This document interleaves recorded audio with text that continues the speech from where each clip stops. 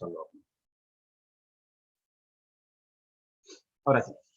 Entonces, solo estaba recordando que estamos en la unidad 1, en principios del derecho del trabajo, que la clase pasada habíamos comenzado y habíamos podido desarrollar solo el principio protectorio, habíamos estado hablando sobre orden público. Hay en esta unidad un PDF que tiene, perdón, un PowerPoint que tienen y que pueden utilizar, que solamente aquí lo voy a panear para que lo vean, no a modo PDF porque hay alguna dificultad con el Zoom cada vez que hacemos, que queremos ir a un hipervínculo, pero bueno, esto es un recordatorio de lo que vimos en la clase pasada, el concepto de orden público, el porqué de las garantías mínimas y la imposibilidad de disponerlas. Recuerdan de que hablamos de esos pisos que son inderogable e indisponible. Utilizamos el término indisponible porque el famoso artículo 12, cuando se modificó, que es el principio de renunciabilidad, incorporó también al contrato individual como algo de orden público. Antes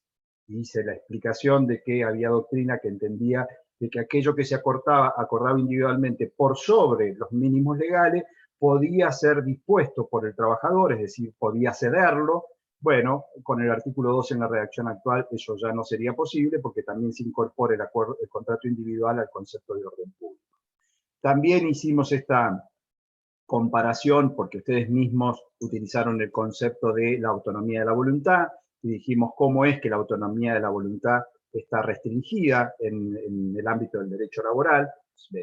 Claramente la autonomía de la voluntad se ve limitada o cercenada y eso tiene que ver con la necesidad de que el Estado regule, y el porqué del nacimiento del derecho del trabajo, regule, disponga esos pisos que son con un claro efecto de protección. Y ahí pasamos en la clase pasada al artículo 14 bis. ¿Me confirma alguno si están viendo 14 bis en Filipina o como compartido? Gracias, Camila. El 14 bis de la Constitución Nacional. ¿Por qué? Porque dijimos que el principio protectorio tiene raigambre constitucional, así surge de la propia norma incorporada en la Constitución. Y cuando hablamos del principio protectorio, esta necesidad de proteger al más débil, lo que hicimos fue tomar la teoría clásica del doctor Vázquez Vialar respecto de las 3 reglas del principio protectorio y explicamos el indubio pro operario, la norma más favorable y la condición más beneficiosa.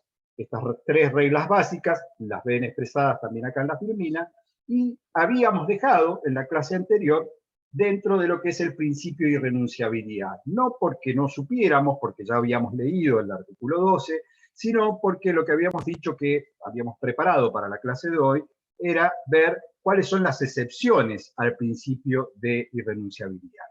¿Por qué excepciones? Porque vamos a ir viendo en cada uno de los supuestos que vamos a dar cómo es de que podría haberse afectado el principio de irrenunciabilidad.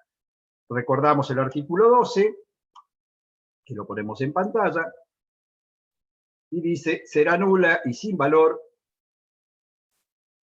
toda convención de parte que suprima o reduzca los derechos previstos en esta ley, los estatutos profesionales, las convenciones colectivas o los contratos individuales de trabajo, ya sea el tiempo de su celebración, de su ejecución o del ejercicio de derechos provenientes de su extinción. Bueno, recordarán que también nos tomamos un ratito como para poder ver qué era de esto de convenios colectivos, estatutos especiales, es decir, cómo es que pueden haber distintas fuentes normativas en el ámbito del derecho laboral y cómo es que puede estar regulada una relación laboral a través de un convenio colectivo. Explicamos mínimamente qué lo que era, un estatuto profesional, que es una ley, explicamos mínimamente qué lo que era, y por supuesto la ley contrato de trabajo, que también dijimos que al no tener un código del trabajo en nuestra legislación todavía aprobado, es casi un sustituto de un código laboral, porque si bien no está todo contenido en la ley contrato de trabajo, es donde se disponen y se regulan los estatutos principales en el ámbito del derecho laboral. Por eso es que permanentemente vamos a hacer referencia a la ley contrato de trabajo. Estamos hasta ahí, no he dicho nada nuevo, simplemente lo que he hecho es recordar un poco aquello que vimos en la clase anterior. Procuren mantener los audios desactivados, por favor. Tengo a Melissa Lanís con el audio activado, ahí lo acabamos de desactivar. ¿Alguna duda de esto?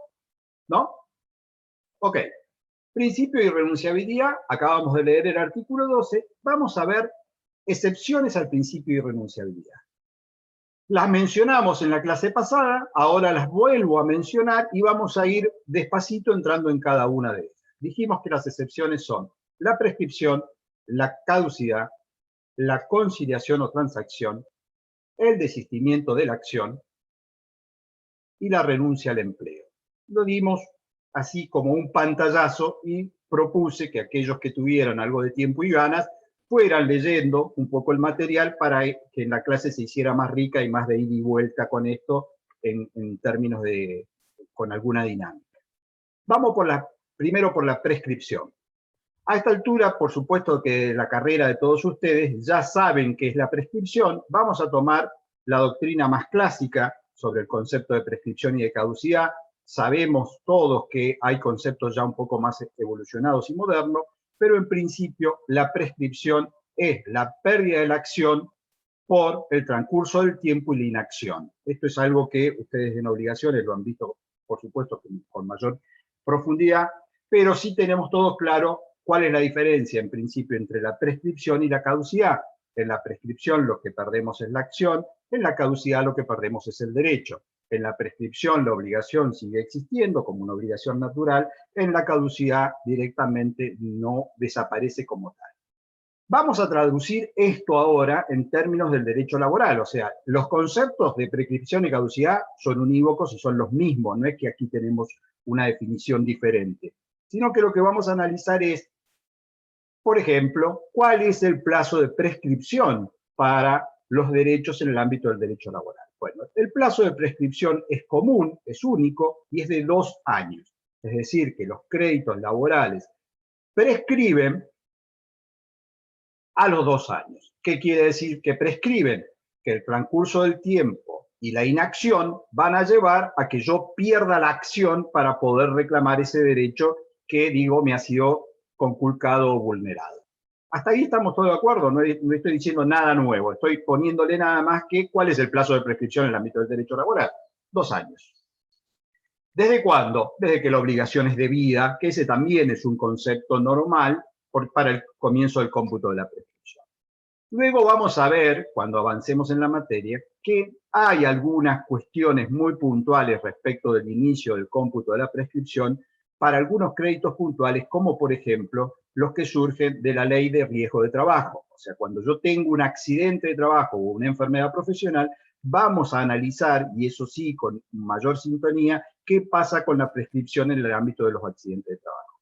Lo dejamos, porque todavía estamos haciendo los primeros pasos en la materia, para no complicarlo, eso lo vamos a ver para cuando veamos más adelante accidentes laborales. Ahora quedémonos con el concepto que son 2 años.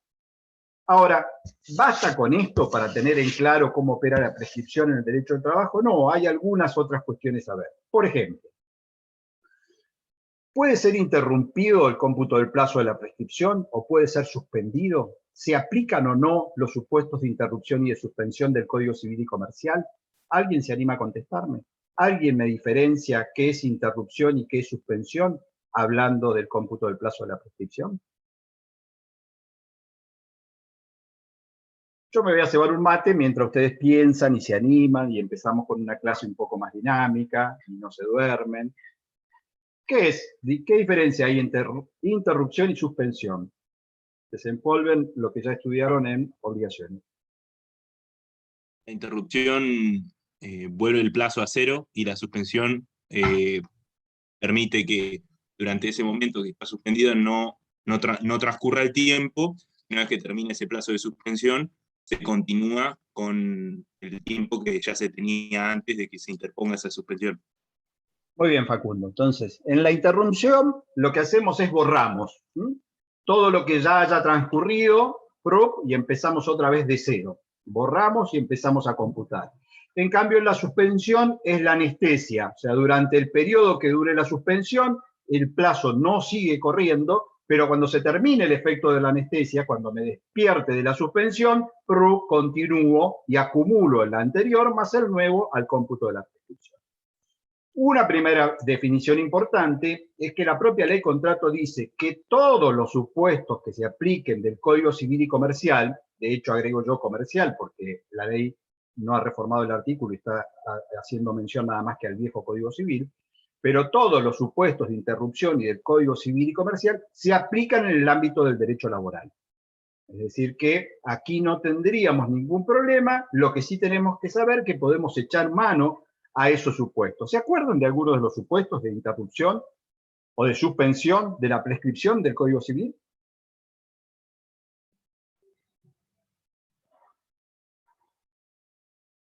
Estamos en un día con viento, veo que la voy a remar en dulce de leche, es una clase que viene así como muy pesada. Pamela dice, sí, la vas a remar. Gracias, Pamela, me estás apoyando moralmente. No, profe, es que yo escucho particularmente todo cortado, pero creo que es el internet, el viento, así que estoy Bien. lidiando con... ¿Todos me escuchan mal? O sea, ¿todos me escuchan cortado? ¿Tengo yo un problema de emisión de internet? Se escucha bien, profe. Algunos escuchan bien y otros escuchan cortado. Bueno, vamos a hacer un esfuerzo entonces. Voy a intentar, en vez de hacerlo de ida y vuelta como son las clases normales, vamos a procurar hacerla de ida y más lento para que ustedes puedan ir tomando. Entonces, los supuestos clásicos de interrupción son la interposición de la demanda. Así que vamos a tomar ese ejemplo. Si yo interpongo la demanda, una demanda laboral, eso tiene un efecto interruptivo, es decir, borra el plazo de prescripción que hubiese transcurrido con anterioridad. ¿Qué tiene de característica la prescripción? Hay una recomendación, sí, de Jeremías que dice que el que tenga problema por ahí que apague la cámara. Es cierto, la cámara nos consume mucho en el ancho de banda y a veces si apagamos la cámara es mejor. Pero si me apagan toda la cámara, yo no sé si le estoy dando clase a alguien. Así que Pamela ahí se decidió y apagó la cámara. Vuelvo, porque estamos dando vueltas sin precisar. Prescripción plazo 2 años, se aplican todos los supuestos de interrupción y de suspensión del Código Civil y Comercial. Puse como ejemplo la interposición de la demanda. Hay un ejemplo que es el que voy a referir ahora, que es del Código Civil y Comercial y que es muy utilizado en el ámbito del derecho laboral, que es lo que se conoce como la puesta en mora. Más allá de que las obligaciones tengan mora automática, la interpelación, como dice el Código Civil y Comercial, o la puesta en mora, tiene un efecto suspensivo. Recuerden que con la reforma ese plazo se redujo y el efecto suspensivo es por 6 meses y por única vez. Esto ya lo han estudiado, solamente estoy repitiendo lo que dice el Código Civil. ¿Y cómo es la interpelación? ¿O en qué consistiría una interpelación o una puesta en mora? Y lo más fácil es una intimación por carta documento. O sea, a mí me despidieron, no me pagaron lo que me deben, pasa el tiempo, yo no dije nada, y en un momento determinado, estoy sobre los 2 años, voy a ver un abogado y digo, che, vos sabés que a mí me despidieron y no me pagaron. ¿Hiciste algo? No, por el momento no hice nada, pero mirá que se te vence, se te caduca, te va a decir si no es abogado técnico. No, no se caduca, se prescribe. ¿Y qué pasa? ¿Qué hago para que no se me prescriba? Y bueno, tengo la posibilidad de hacer esa intimación, mando un telegrama colacionado laboral, que ya vamos a ver en qué consiste, intimo a que se me paguen los rubros que se me adeudan, las indemnizaciones que corresponden por ley, y eso ¿qué efecto tiene respecto de la prescripción? Suspende el cómputo del plazo por única vez y por 6 meses. En el medio de ese periodo yo podré interponer la demanda y listo. Ahora, transcurren los 6 meses y yo no interpuse la demanda, continúa computándose el plazo, acumulo lo que ya tenía más lo nuevo y eventualmente podrá prescribirse igual. ¿Por qué estamos dando a la prescripción como una excepción al principio de irrenunciabilidad? Aunque parezca obvio. Una consulta, profesor. Sí, Eduardo. Disculpe. En el caso de la interpelación, si yo en vez de enviar una carta o documento me dirijo a la Secretaría de Trabajo, ¿sería lo mismo que una interpelación o sería una demanda? No, está bien la pregunta, está perfecta la pregunta y ahora la vamos a aclarar. Es un supuesto especial ese. Lo damos ya para no darte vueltas. La misma ley contrato de trabajo tiene un único supuesto vinculado con la prescripción y que se denomina reclamación administrativa. ¿Qué es la reclamación administrativa? Es lo que Eduardo acaba de definirnos. Voy a la subsecretaría de Trabajo y hago el reclamo. Entonces ahí, lento, vamos a explicar algunas cosas, porque Eduardo tiró la subsecretaría como algo que él conoce, pero a lo mejor algunos de ustedes no saben de qué estamos hablando cuando hablamos de la subsecretaría de Trabajo, o de la Secretaría de Trabajo, o del Ministerio de Trabajo. ¿De qué estamos hablando? Estamos hablando de la autoridad de aplicación en el ámbito del derecho laboral. O sea, la autoridad de aplicación en las provincias es la Secretaría o Subsecretaría de Trabajo, según el organigrama con el que haya sido designada, dependen del Poder Ejecutivo Provincial, y en el ámbito de la Nación se denomina Ministerio de Trabajo, Empleo y Seguridad Social, y depende del Poder Ejecutivo Nacional. ¿Qué es esto? Es la autoridad de aplicación que interviene y participa. Por ahora quedémonos con esto en los reclamos laborales. Después vamos a ver que no es solo en los reclamos individuales, sino que también en los reclamos o conflictos colectivos hay una participación de la autoridad de aplicación. Y vamos a ver que también esa autoridad de aplicación es la que ejerce el control del cumplimiento de las normas laborales, la que puede hacer las inspecciones, es la que puede aplicar las multas. Pero bueno, Eduardo lo tiró como algo que le fluyó porque obviamente ya conoce el concepto, lo ha escuchado. Para aquellos que no, sepan que la autoridad de aplicación es la Subsecretaría de Trabajo. ¿Qué ocurre si yo, trabajador, soy despedido o tengo un inconveniente? No vamos al extremo del despido, tengo un inconveniente con mi empleador porque, por ejemplo, no me paga las horas extra o no me está pagando el sueldo. ¿Qué puedo hacer? Bueno, puedo ir ante la autoridad de aplicación, Subsecretaría de Trabajo, Secretaría de Trabajo, y hacer un reclamo laboral. Ese reclamo laboral es lo que la ley contrato denomina como reclamación administrativa. Ahora bien, permítanme porque voy a buscar para compartirles la ley contrato de trabajo, así el final.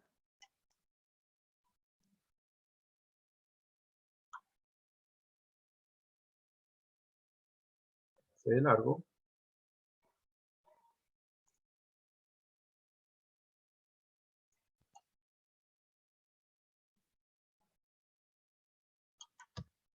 Para que no les quede el tema colgado, lo vamos a dar directamente con artículo, porque esto es lo que nos estaba preguntando el compañero. El artículo 257, interrupción por actuaciones administrativas. Sin perjuicio de la aplicabilidad de las normas del Código Civil, agréguenle civil y comercial, porque es la denominación que tiene el Código, la reclamación ante la autoridad administrativa del trabajo interrumpirá el curso de la prescripción durante el trámite, pero en ningún caso por un lapso mayor de 6 meses. Artículo 257 de la Ley Contrato de Trabajo. ¿Qué significa esto? ¿Alguien se anima? Eduardo, ¿te animas a interpretar el artículo? Primero, ya sabemos que esta es la reclamación administrativa que vos nos describiste, voy a la Subsecretaría de Trabajo. Ahora, ¿qué efecto tiene respecto a la prescripción y cómo opera? Ahí está, Eduardo. Por lo que puedo entender, según lo que dice el artículo, creo que, o sea, si bien interrumpe, se comienza a contar desde cero, esa interrupción solo puede ser por 6 meses nada más. Y a partir de esos 6 meses volvería a contar otra vez el plazo. Está perfecto, falta un pequeño detalle. ¿Alguien le aporta algo interpretando el artículo? Recién lo saqué, ¿no? Pero ¿alguien lo ponemos y lo compartimos? A ver si alguien se da cuenta de algo que le falta a eso que estuvo muy bien, lo que dijo Eduardo, pero falta algo más.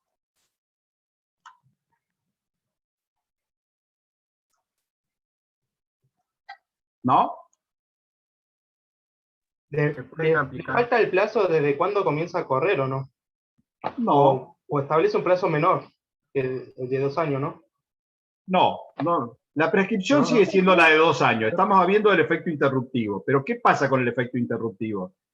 Lo que me faltó, sí, creo que es que dice interrumpirá el curso de la prescripción durante el trámite, o sea que si el trámite dura menos, la interrupción va a correr antes de los 6 meses, empieza a correr el plazo.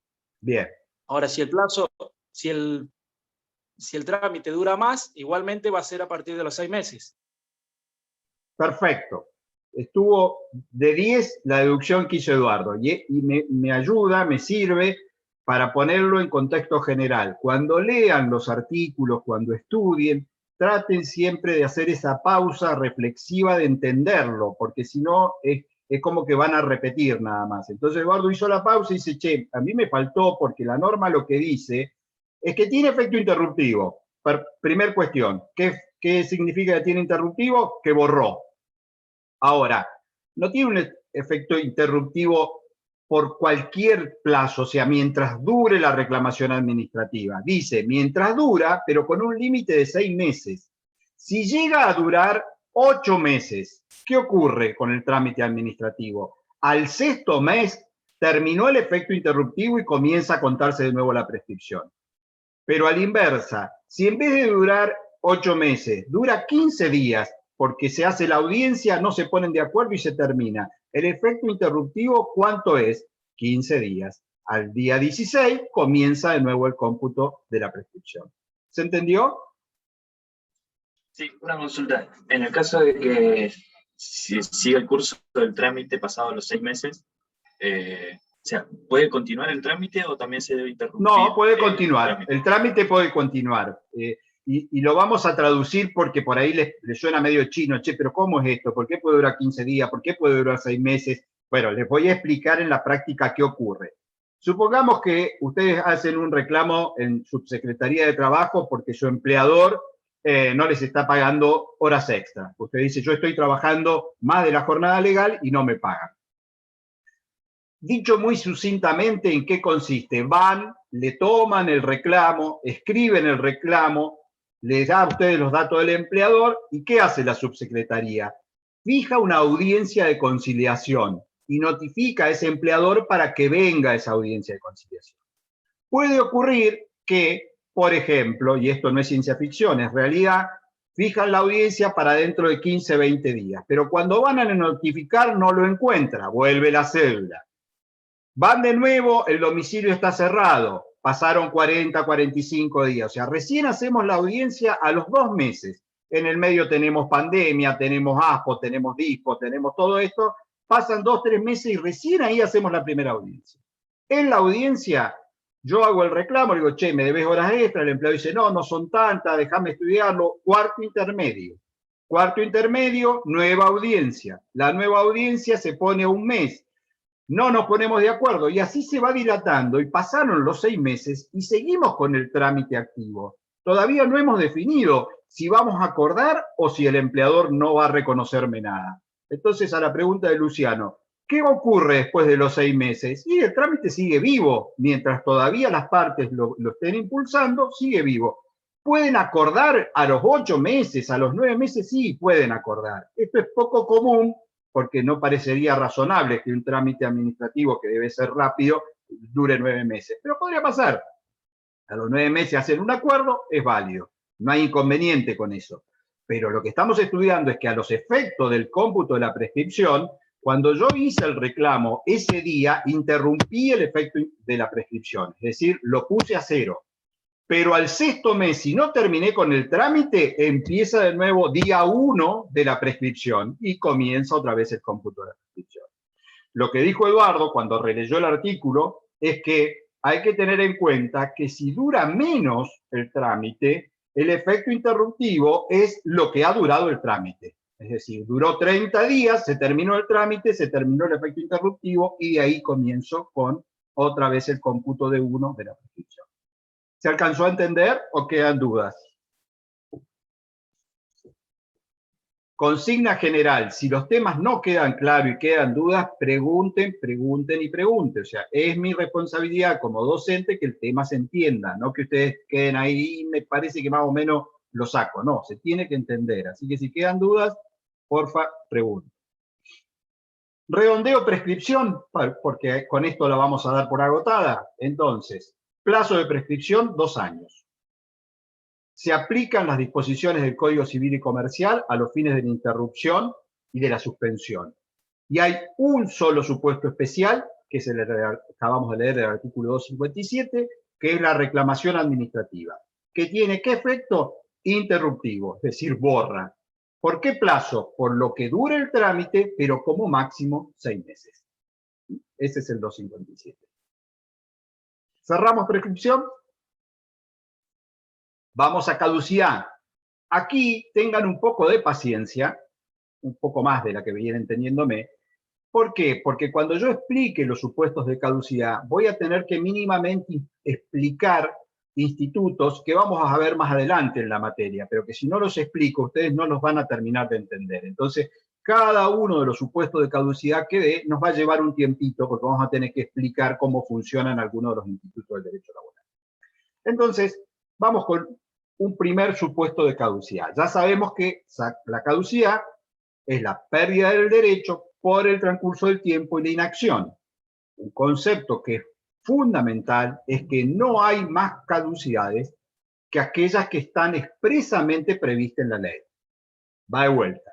No puede haber más caducidades que aquellas que están expresamente previstas en la ley. ¿Por qué? Porque obviamente estamos hablando de la pérdida de un derecho. Y por eso esto es una excepción, porque entendemos que el principio es la irrenunciabilidad. Entonces, si yo no puedo renunciar al derecho, ¿por qué lo puedo perder? Bueno, aquí es porque el legislador ha tenido en cuenta, por un lado, la seguridad jurídica, al igual que en la prescripción, y ha aplicado el instituto de la prescripción y la caducidad también al derecho laboral. Entonces, es restrictivo y solo son caducidades válidas las que surgen de la ley. ¿Esto qué significa? Que las partes no pueden convenir otra caducidad si no está prevista en la ley. No puede el empleador generar en un reglamento de trabajo alguna caducidad, alguna pérdida de derecho porque a él se le ocurre. Entonces, como decir, si no me reclamaste en 5 días lo que te pagué como insuficiente, ya está, el pago es un pago cancelatorio. Eso es nulo, nulidad absoluta. Entonces, solo son válidas las caducidades previstas en la ley contrato de trabajo. ¿Cuáles son las caducidades previstas en la ley? Vamos lento. Voy a utilizar el siguiente mecanismo. Voy a dar el supuesto de caducidad para que ustedes lo puedan escribir y tomar, y luego voy a desarrollar cómo se aplica en el instituto. Entonces, primer caducidad. Plazo de 30 días para impugnar las sanciones disciplinarias. Entonces, primer supuesto de caducidad, hay un plazo de 30 días para impugnar las sanciones disciplinarias. Ese sería el título. Ahora, falta el contenido. ¿De qué estamos hablando cuando hablamos de eso? Entonces, vamos a meternos dentro un poco del contexto para saber cómo es que rige este plazo de caducidad. El empleador tiene lo que se denomina facultades de organización y dirección.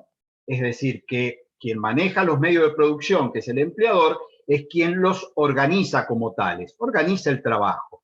Dentro de esas facultades de organización y dirección, tiene lo que la ley denomina la potestad disciplinaria, es decir, la posibilidad de sancionar frente a un incumplimiento. ¿Y esto por qué? Porque sería imposible tener una potestad de organización si yo no puedo, frente a un incumplimiento, aplicar una sanción. Lo traducimos en hechos prácticos. Si yo digo que el horario de ingreso en el estudio es a las 8 de la mañana y se trabaja de corrido hasta las 16, y la secretaria viene un día a las 9, otro día a las 10, otro día 8 y 5, otro día 11 y cuarto, y yo nada puedo hacer, por supuesto que no puedo organizar mi estudio. Entonces, ¿qué dice la legislación laboral? Dentro de las potestades que tiene el empleador para poder ejercer esa facultad de dirección, es aplicar sanciones disciplinarias. ¿Qué son las sanciones disciplinarias? Estoy haciendo una aproximación, obviamente, muy reduccionista de estos institutos que vamos a estudiar luego, pero para que sepamos de qué estamos hablando. La potestad disciplinaria es, frente a un incumplimiento, gradualmente ir aplicando distintas sanciones. La sanción más leve es el apercibimiento o llamado de atención, y luego vienen las suspensiones. ¿Qué es una suspensión como sanción disciplinaria? Es, te sanciono, no vengas a trabajar X días, no cobras salario, ni venís a trabajar. Eso es una suspensión en términos de sanción disciplinaria. ¿Se entendió? ¿Me vienen siguiendo o estoy muy errado? ¿Vienen? ¿Santiago? ¿Sí? Ok. Entonces, ¿cuándo hay caducidad en este supuesto? La ley dice claramente que una vez que el empleador aplicó la suspensión como sanción disciplinaria, el trabajador tiene un plazo de 30 días para impugnarla, para cuestionarla. Si vencido ese plazo de 30 días, nada dijo, nada hizo, la sanción queda firme. Se caduca el derecho a poder cuestionar la sanción disciplinaria. No te filma. Laura, tenés abierto el micrófono. Yo tiemblo cuando se abren los micrófonos, porque no sé qué puede aparecer de la casa de ustedes o qué podemos escuchar entre todos, entonces no sé cómo desactivar los audios de manera masiva y salir corriendo. Pero bueno, vuelvo. Entonces, este es el primer supuesto de caducidad.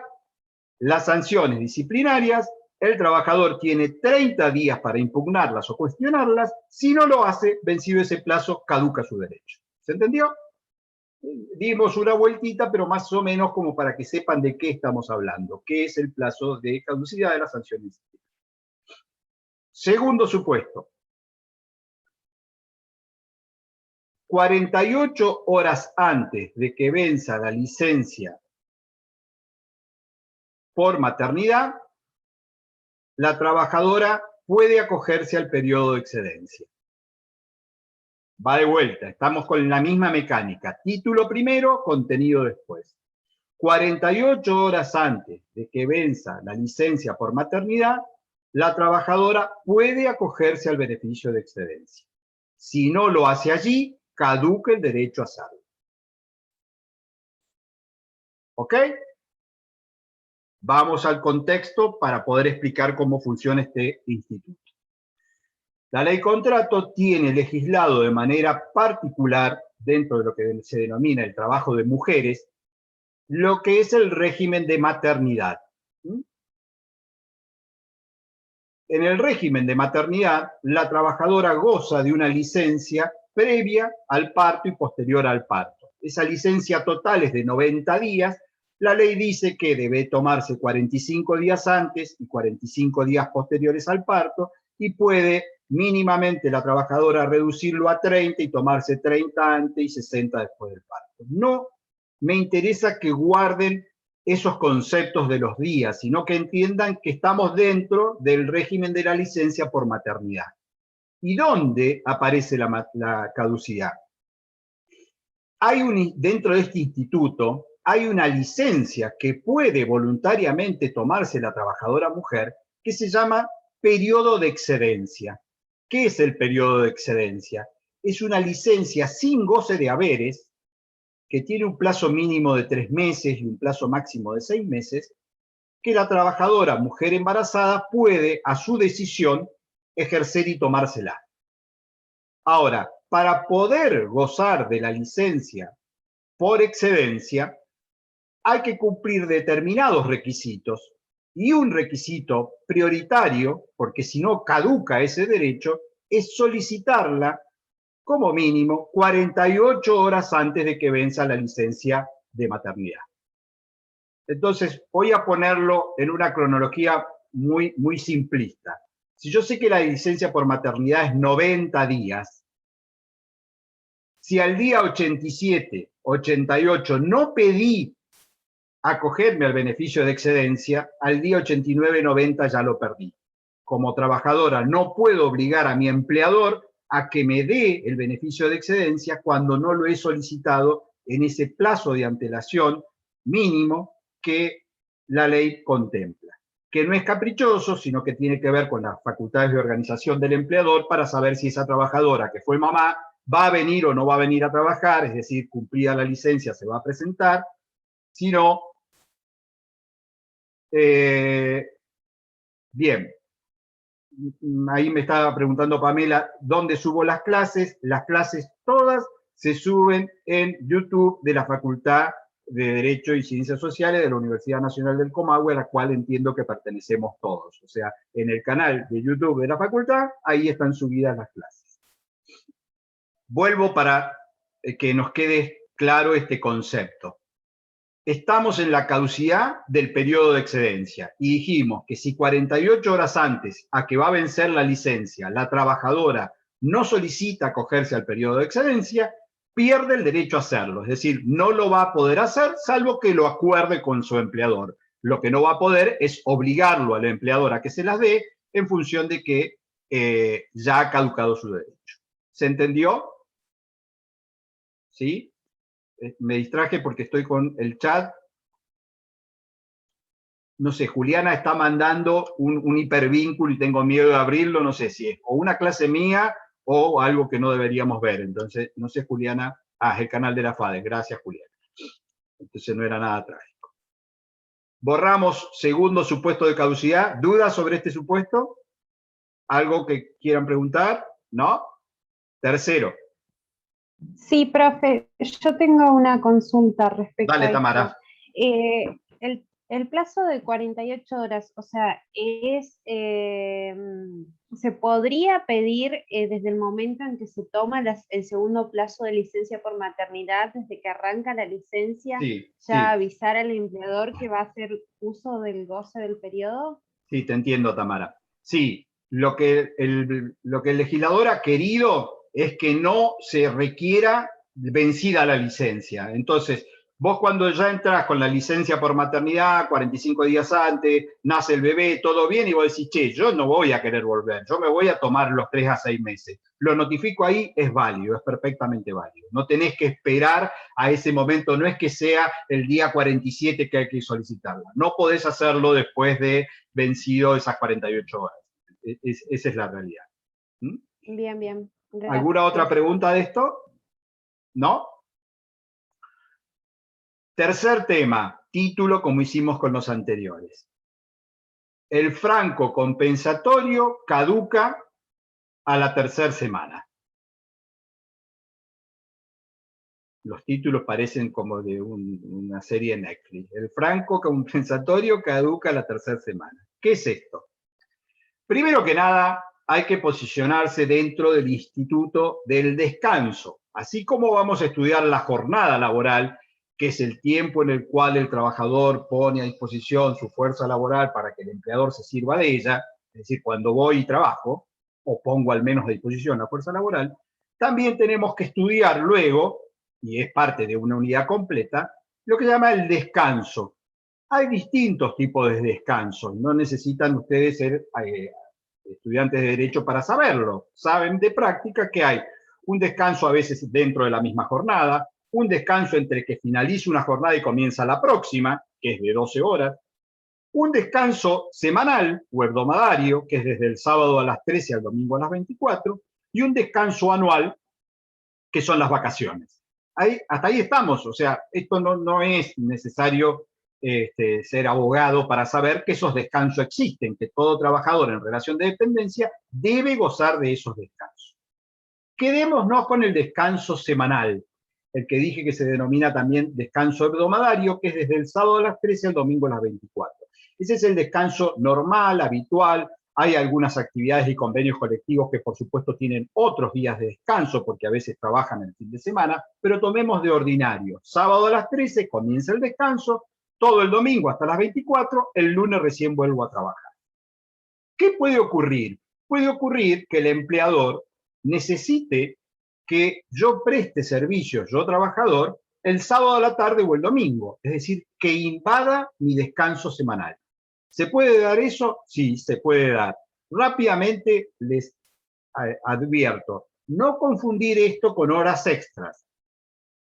No confundir. Vamos a después estudiar y ver qué es horas extras. Lo que estoy diciendo es que yo tenía que descansar el sábado a la tarde y el empleador me dice, che, venite el sábado a la tarde porque vamos a abrir. Bueno, invadió mi descanso. ¿Cómo es el régimen? Lo que dice la ley es que en la semana inmediata posterior, es decir, a partir del lunes, el empleador me tiene que otorgar un franco compensatorio. Me tiene que compensar ese periodo del descanso que me invadió. Me hizo ir a trabajar el sábado a la tarde, tengo medio día de franco compensatorio. ¿Y cuándo me lo va a dar? Me lo tiene que dar en la semana inmediata posterior. Por ejemplo, el martes me dice, mira, el miércoles no vengas a la mañana, tomate el franco compensatorio. Listo, eso se llama franco compensatorio.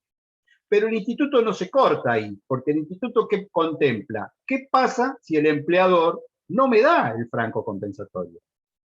En esa semana, primera semana inmediata posterior transcurre y no me da el franco compensatorio. Bueno, la misma ley tiene la solución. A la segunda semana, yo trabajador, le notifico que me lo voy a tomar, me tomo ese franco compensatorio y a su vez lo cobro al 100%. O sea, la ley tiene una penalidad para el empleador que no cumplió con su deber de otorgarme el franco, y al trabajador le dice, usted se lo toma, notifique y se lo toma, y lo cobra con un recargo del 100%. ¿Se entendió? ¿Me siguieron? Estamos. Me invadieron el descanso del fin de semana, en la semana siguiente me lo tienen que dar a ese franco compensatorio, es decir, me tiene que compensar aquel descanso que no me dio, y si no me lo dio en la segunda, yo me lo tomo, y a su vez cobro con un recargo del 100%. ¿Y cuándo aparece la caducidad? La caducidad aparece vencida esa segunda semana. Si el trabajador no se toma el franco, pierde derecho al franco. Cuando veamos esto en profundidad, vamos a ver la discusión y el por qué, porque suele tener alguna polémica, por qué pierde el franco, si en definitiva debería tener derecho a tomárselo, qué es lo que está tutelando un instituto versus el otro. Bueno, la ley lo que procura es la protección de la salud psicofísica del trabajador y que no se recargue con días de tarea sin descanso, pero aquí lo importante es que sepan que cuándo aparece la caducidad. La caducidad aparece vencida esa segunda semana, si el trabajador no se lo tomó, pierde el derecho a tomárselo. Acá hago una pausa y lo pongo en contexto general. Es posible que alguno de ustedes que trabaje, o los papás, o los familiares, diga, yo tengo francos acumulados, me deben desde el 2018, tengo como 910 de francos. Bueno, eso en la práctica a veces se dice, pero si se aplica la ley estrictamente dice que el franco vencida la segunda semana caduca. Algunos convenios colectivos estiran esto en función de las modalidades contractuales que pueden existir, o la forma en que se prestan las tareas, como pueden ser los petroleros, como pueden ser los ceramistas, etc. Pero en términos generales, el franco compensatorio vencida la segunda semana se pierde, caduca. ¿Dudas de esto? ¿No? Ok. No. Sí, escucho. En ese caso, sí, Eduardo. En el caso ese que se pierde el franco compensatorio, si se convenía tomarse el franco compensatorio, el caso del empleado se lo tomaba cuando él quería. Y por lo general se hacía así y llevaba varios años ya haciéndose así. ¿No primaría el principio de la realidad? Eduardo, veo que o ya has cursado o estudiás o capaz que sos abogado en ejercicio de la profesión, no sé, pero porque me metiste el otro principio que es el de primacía de la realidad. Acá no vas a poder aplicar el principio de primacía de la realidad porque en realidad la caducidad del franco compensatorio está contemplada en la ley y tiene una razón de ser, que es permitir salvaguardar la salud psicofísica del trabajador. Entonces, el instituto lo que pretende con la caducidad es que no se den estos abusos ni que se permita el convenio. Es cierto que en muchas actividades se acuerda y que a veces el franco el trabajador no se lo toma porque el propio empleador le dice no te lo tomes porque me matás, esperemos un tiempito y te lo tomás más adelante. Mientras se lo va tomando y compensando no hay inconveniente. Lo que se suele dar, Eduardo, y vos lo habrás visto por lo que me preguntás, es que cuando se extingue la relación, por el motivo que sea, y el trabajador quiere venir a reclamar esos francos no gozados, es donde el empleador le opone la caducidad. Le dice, no, esos que no te tomaste ya caducaron. Entonces ahí en realidad juega no sobre el principio de primacía de la realidad, sino te hago valer el derecho. Y el derecho es de que no podés acumular franco, salvo, insisto, que el convenio colectivo lo contemple. Y hay convenios colectivos que sí contemplan prorrogar o acumular algún tipo de franco compensatorio por un plazo determinado. Me queda una caducidad más para dar. A ver si terminamos este ciclo que es un poco denso en términos de que por ahí hay que explicar institutos. Estamos bien con el horario. Seguimos dentro del descanso, pero ahora pasemos al descanso anual, las vacaciones. Quien organiza y otorga las vacaciones es el empleador. El empleador es el que debe decir cuándo es que voy a comenzar a tomar las vacaciones. Y en principio, siempre aplicando la ley contrato de trabajo y no los convenios colectivos de manera particular, el empleador debe otorgar esas vacaciones desde el 1 de octubre al 30 de abril del año siguiente. O sea, la ley le da un lapso de tiempo donde él organizadamente debe decir, bueno, vos vas a comenzar las vacaciones este día lunes, siempre que sea dentro del 1 de octubre al 30 de abril. Y a su vez agrega algo más la ley. Tiene que notificar con 45 días de antelación. Yo, trabajador, tengo que saber 45 días antes cómo me voy a tomar las vacaciones que van a ir desde el 1 de octubre al 30 de abril. ¿Me siguieron? Esto es lo que la ley le da como pauta al empleador, que es el que organiza y debe otorgar las vacaciones. Ahora, ¿qué ocurre? Perdón, no di el título, me acabo de acordar que en esta caducidad no les di el título. El título de esta caducidad es vencido el 30 de mayo, 31 de mayo, caducan las vacaciones no tomadas. El título es vencido el 31 de mayo, caducan las vacaciones no tomadas. Entonces continúo, dijimos, quien debe otorgarlas el empleador, debe darlas en esta fecha del 1 de octubre al 30 de abril, debe notificarme con 45 días antes. Y bueno, ¿qué pasa si el empleador no me notifica de las vacaciones y yo veo la proximidad de la fecha del vencimiento? O sea, hasta el 30 de abril yo me las tenía que tomar y no me ha notificado con 45 días. Bueno, aquí la ley dice que el trabajador debe él notificar al empleador que va a comenzar con el goce de las vacaciones y le da 30 días más para gozarlas. Es decir, que hasta el 31 de mayo puede tomarse las vacaciones, habiendo notificado per se, cuando su empleador no cumplió con la obligación de comunicárselo. ¿Qué pasa luego del 31 de mayo? Las vacaciones no gozadas caducan. Y este es otro gran tema que también, al igual que el franco compensatorio, muchas veces se discute porque es acordado entre las partes o porque el propio empleador le pidió no te tome las vacaciones porque no tengo reemplazo, entonces fue arrastrando vacaciones. Si aplicamos de manera estricta lo que dice la ley contrato, las vacaciones no tomadas al 31 de mayo se pierden, caducan. ¿Se entendió? Más allá de que no les resulte simpático, yo lo que les estoy es explicando el instituto de la caducidad. Después, cuando vayamos a estudiar esto y vacaciones, ahí entramos con el ida y vuelta de la discusión del por qué el legislador contempló esto, si parece razonable o no, o si deberíamos trabajar en modificarlo. Pero me interesa que conceptualmente entiendan el cómo funciona. Repaso. Sí. Sí, no entendí bien cómo es, entonces tiene hasta el 30 de abril para avisarle y el trabajador para tomárselas hasta el 31. No. Bien, Florencia. Bien, no, bien la pregunta. Tenés que atar dos cosas. ¿Cuál es la fecha máxima que el empleador vos podés gozar de las vacaciones? Porque dije que él te la va a dar del 1 de octubre al 30 de abril. O sea, vos al 30 de abril ya las tenés que tener tomadas las vacaciones. Pero a eso le tenés que sumar que te tiene que notificar con 45 días de antelación. Entonces, suponete que a vos te corresponden 14 días de vacaciones, que es el primer módulo de vacaciones que contempla la ley contrato de trabajo. Para los trabajadores de hasta 5 años de antigüedad son 14 días de vacaciones. Entonces, yo tengo 45 más 14 son 59. ¿Por qué estoy haciendo esta cuenta? ¿Alguien me está siguiendo o estoy como loco malo solo acá? Estoy como loco malo. Porque yo digo que si el empleador no me notifica 2 meses antes de que vaya a transcurrir el 30 de abril, yo ya no me voy a poder tomar las vacaciones en el plazo, porque me tiene que notificar con 45 días antes y yo tengo que tomarme 14 días de vacaciones. Entonces, si a febrero no me ha notificado, yo a partir de ahí ya estoy en condiciones de tomármelas, porque no va a poder cumplir. Entonces, si no va a poder cumplir, a partir de que ya no puede cumplir con los 45 más los 14, a partir de ahí yo estoy en condiciones de tomármela.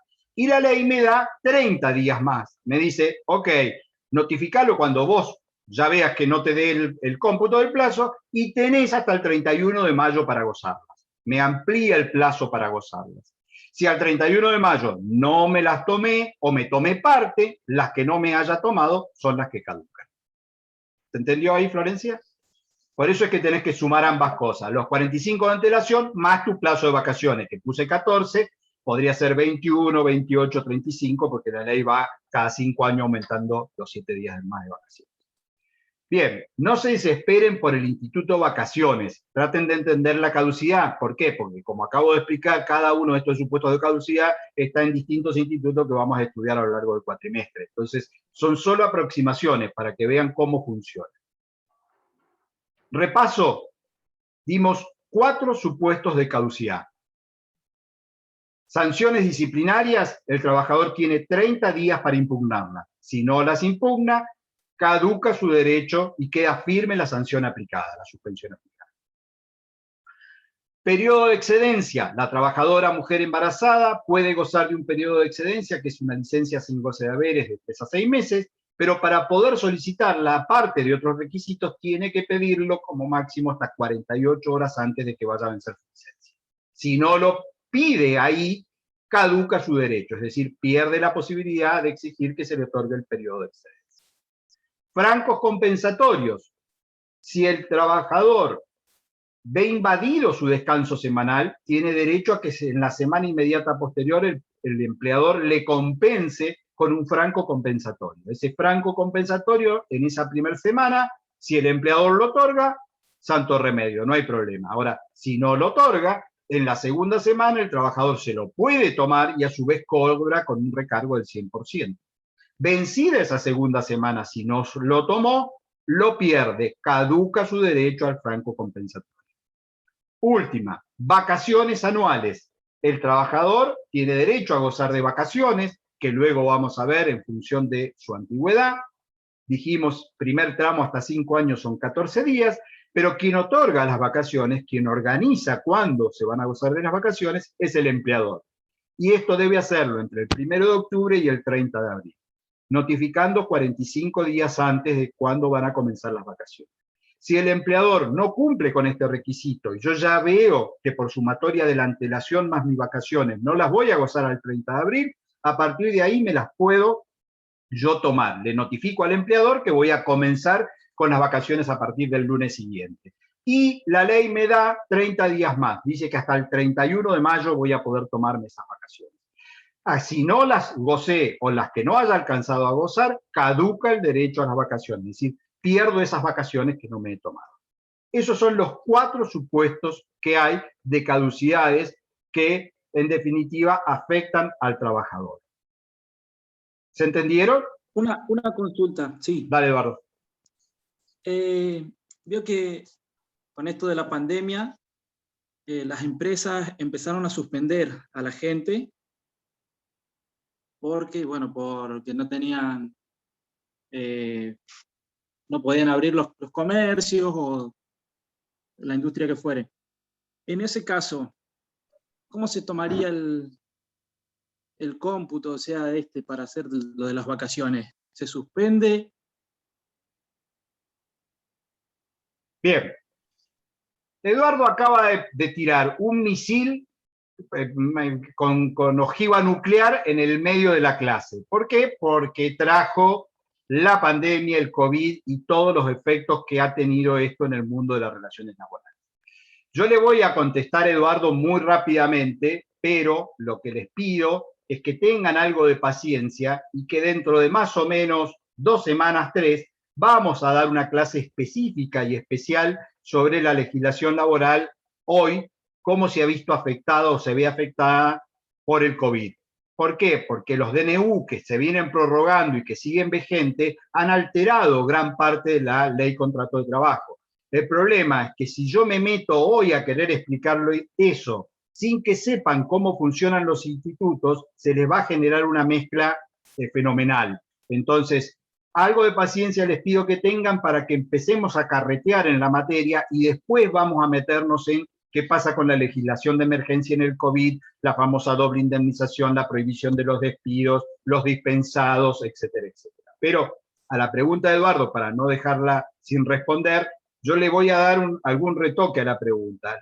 si lo vinculamos con esto de las vacaciones, la pregunta podría ser, che, ¿qué caducidad me vas a aplicar de las vacaciones si no me las otorgaste o yo no me las pude tomar porque por la pandemia estuvo todo suspendido? Bueno, la verdad es que durante la pandemia no se pueden aplicar caducidades de vacaciones. ¿Por qué? Porque el empleador no podía otorgar vacaciones porque las relaciones laborales en algunos casos estuvieron suspendidas. Entonces, la pregunta de Eduardo es sumamente atinada, pero es porque él tiene alguna expertise o por lo que hace, es, che, ¿también esto que me explicaste vos de vacaciones me lo van a poner en pandemia en el 2020, 2021? No, en principio no puede haber cómputo de caducidad de vacaciones durante la pandemia porque las vacaciones no pudieron ser otorgadas. Utilizó la palabra suspensión, Eduardo, y ahí es más complejo el tema, porque las suspensiones válidas en pandemia son las suspensiones del artículo 223 bis, que a lo mejor han escuchado nombrar porque tuvo mucha repercusión, que es la única suspensión válida por el decreto de necesidad, por los decretos de necesidad y urgencia durante la pandemia, que son suspensiones acordadas y, si bien no trabajo, cobro una contraprestación no remunerativa por ese periodo. Esto es algo muy específico, muy finito dentro de lo que vamos a ver de los institutos del derecho laboral. Les pido que tengan paciencia. De todos modos, si Eduardo querés, al final de esta clase o en la próxima, un rato antes, hacemos ping-pong y vuelta porque vos estás ya con alguna realidad laboral sobre este quilombo, entonces así no te quedás con dudas. Todas cosas que me pasaron en el trabajo, por eso. Bien, bueno, me imaginaba, pero por eso, hacemos un ida y vuelta para no volverlos locos a los chicos, porque si no por ahí van a quedar muy mareados. Entonces, la respuesta es no se puede aplicar caducidad en periodo de pandemia porque no pudo, en algunos casos, otorgarse las vacaciones. Gracias. Bien. Ok. Queda un quinto supuesto, que es un supuesto anómalo, distinto de caducidad, pero que también es importante que lo sepan. Tiene que ver con vamos con el título, la acción de daños que puede interponer el empleador contra el trabajador. Va de vuelta, acción de daños que puede interponer el empleador contra el trabajador. ¿Y esto en qué consistiría? ¿Cuándo podría reclamarle un daño el empleador al trabajador? La ley contrato dice que si el trabajador con culpa grave o dolo, y volvemos al problema de que la culpa grave no fue de la esencia de Belezal, pero con culpa grave o dolo, produce daño sobre los bienes, debe responder por los daños que produce. Vamos a poner un ejemplo muy burdo. Me peleo con el jefe de Eduardo, se peleó con el jefe de recursos humanos porque le tocó todo este despelote de la pandemia, se sube a la camioneta de la empresa, le apunta al portón de la empresa, ¡pum! Y le rompe la trompa, se la destruye. Pero no porque se cruzó un peatón, nada, no, ya va a ver cómo te va a ir a vos, truc, le rompe la camioneta. Hay un daño intencionado. ¿Debe responder por eso? En principio sí, la ley, por supuesto, es un principio general de que quien ocasiona un daño debe responder por él. Pero en el ámbito del derecho laboral, lo que dice la ley contrato es que si el empleador no reclama en un plazo de 30 días de producido el daño la reparación del mismo, caduca su derecho a hacerlo. Va de vuelta. Lo que dice la legislación laboral es que si bien el daño se puede reclamar, hay un plazo para ejercer esa acción. Vencido ese plazo, yo no puedo, empleador, pretender la reparación del daño. Me apuro a explicar el por qué, lo vamos a ver luego, pero esto tiene que ver con la lógica del funcionamiento de la ley. Porque si el empleador no tuviera un plazo más que el de la prescripción, estaría siempre azotándolo o presionándolo al trabajador diciéndole, che, ojo que yo te perdoné aquella, si vos no trabajás más, yo te voy a reclamar el daño. Entonces, el legislador dice, si usted lo va a reclamar, hágalo rápido, hágalo en este plazo. Y si no, olvídese porque se le ha caducado el derecho a reclamar el daño. Ese sería el quinto supuesto. Y hay un sexto, solo lo menciono, ¿por qué? Porque tiene que ver con los concursos y las quiebras, que no lo vamos a dar, no lo doy, en función de que la mayoría de ustedes no tiene hecho todavía concursos y quiebra. Entonces, si yo tuviera que explicar acá cómo funciona la caducidad en el supuesto de quiebra, ustedes terminarían mareadísimos porque ni siquiera saben qué es un concurso preventivo. Entonces, ese sexto caso, si lo leen en Grisolía o en cualquier autor, si tienen curiosidad y si quieren que lo hablamos, pero no es un caso que nosotros demos ni que vayamos a evaluar en nuestra materia, porque lo dejamos para que lo den los profes de concursos y de quiebra. ¿Se terminó ahí? ¿Se entendió? ¿Algo más vinculado con caducidad que quieran saber, que les haya quedado dudas? Sí, profe, respecto de ese, del quinto supuesto, sí. ¿No es muy corto ese plazo? Digamos, son 30 días nada más. 30 sí. días. Sí. A ver, el ejemplo de la camioneta es como muy puntual y sirve para ejemplificar lo que dice la ley, pero en la vida real, digamos, no se vuelve un poco, no sé, complicado hacer un reclamo en 30 días, o los arreglos que se puedan llegar a generar. Digo. Sí, puede ser, Facundo, pero no te olvides que estamos en una legislación protectoria, que lo que el legislador ha tomado es proteger a la parte más débil y ha tenido en cuenta de que si no lo hace en un plazo corto, como el plazo este de caducidad, puede existir después un abuso. Entonces, puede que te ocurra que en alguna de las disposiciones de la Ley Contrato de Trabajo, si lo mirás desde otro lugar o con lo que para vos es tu razonabilidad, o para cualquiera puede ser la razonabilidad, decís, che, esto es un poco, está desequilibrado. Sí, está desequilibrado, porque ese desequilibrio es el que el legislador busca interponer para tratar de que las cosas más o menos lleguen a nivelarse, presuponiendo de que el empleador puede hacer un uso abusivo de eso. Entonces, está bien tu duda, che, el plazo me parece corto. Sí, puede serlo corto, o no, o puede que no, pero lo que se ha buscado es de esta forma que no le quede la posibilidad de estar presionando al trabajador in eternum con que no te reclamé el daño y si no haces tal cosa te lo voy a reclamar. Entonces esa es la razón de ser. Salimos de aquí, o sea, vamos a recapitular qué dimos en la clase de hoy. Estamos en el principio de renunciabilidad, en las excepciones del principio de renunciabilidad. Dentro de las excepciones hemos visto caducidad y hemos visto, prescripción y caducidad. Dentro de caducidad hemos visto 4, aunque un quinto supuesto, que deben manejarlos a cada uno tal como los vimos. ¿Hasta ahí estamos? Pero dijimos que hay otras excepciones al principio de renunciabilidad. Vamos a avanzar con esas excepciones. Conciliación, y le vamos a poner conciliación o transacción. En términos estrictamente técnicos no son lo mismo, pero en términos del derecho laboral ustedes van a encontrar que la ley contrato los asimila. Utiliza la palabra conciliar o transar como si fueran sinónimos. Entonces, no nos vamos a poner en procesalista y vamos a decir que para la legislación laboral conciliar o transar es acordar, cediéndose recíprocamente las partes, un conflicto. Entonces, podemos conciliar o transar las cuestiones laborales y aquí prendamos algunas alertas. Dijimos que el principio es la irrenunciabilidad. Y si yo para conciliar o transar tengo que ceder algo, ¿sería válida la conciliación laboral o la transacción laboral? ¿Entienden la pregunta? Dijimos que el principio es la irrenunciabilidad. Y dijimos que para conciliar y transar yo tengo que ceder. Entonces, si voy a tener que ceder, voy a renunciar. Y si el principio es que no puedo renunciar, ¿en qué quedamos? Por eso lo estamos viendo como una excepción. Porque la ley dice, primero, sí se pueden conciliar o transar los créditos laborales. Pero, y aquí viene el pero, están sujetos a 2 cuestiones esenciales. Primero, una cuestión formal. ¿Quién debe intervenir en una conciliación o transacción laboral? Obligatoriamente debe intervenir un tribunal laboral, un juzgado de trabajo, una cámara laboral, o la autoridad administrativa laboral. Vamos de vuelta, entonces. La primera cuestión es por ante quién voy a poder llevar adelante la conciliación o la transacción. Lo voy a tener que hacer obligatoriamente por ante el tribunal laboral competente o ante la autoridad administrativa laboral competente. ¿Esto qué descarta? Y que no puedo ir y conciliar en un acuerdo en el estudio de un abogado, porque no es ni un tribunal laboral ni la autoridad administrativa.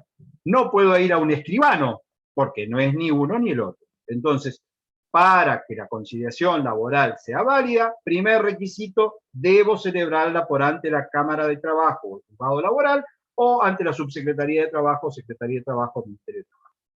¿De acuerdo con eso? Pero no alcanza con ello, porque la ley contrato dice que una vez que se arribe a esa conciliación, la misma tiene que ser homologada. Es decir, que tiene que haber una resolución fundada, ya sea del juzgado laboral o tribunal laboral o de la autoridad administrativa, y esa resolución fundada, que se llama homologación, tiene que sostener que se ha alcanzado una justa composición de los intereses de derechos de las partes y que no se ha violado el principio de irrenunciabilidad.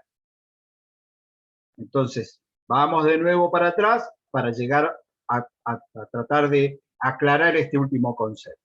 Tengo que ir obligatoriamente a dos lugares, o a la Cámara, o juzgado laboral, o ante la subsecretaría. Ya fuimos. ¿Quiénes vinieron? El trabajador con su empleador.